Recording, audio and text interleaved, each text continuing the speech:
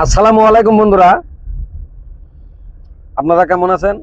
আলহামদুলিল্লাহ, আপনাদের দোয়ায় আমি ভালো আছি। এখন বাজে রাত 10:30, 10:36।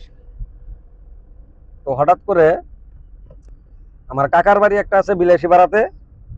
তো কাকার ছেলে, ছোট ছেলে কল করে বলল, ছোট ছেলে বলে কাকার ছেলে একটাই, আমার ছোট ভাই আর কি, আমাকে কল করে বলল, দাদা আমাদের বাড়িতে আসো, পোলাও বানিয়েছে আর মটন মটন বানিয়েছে।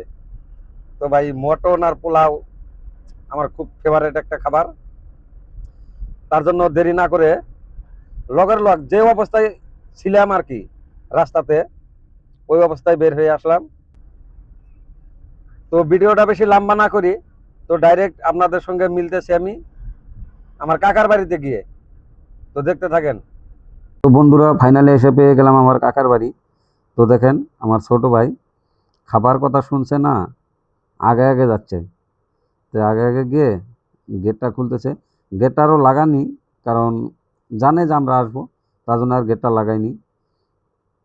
তো সঙ্গে থাকেন, আমরা এখানে কি কি করি দেখেন।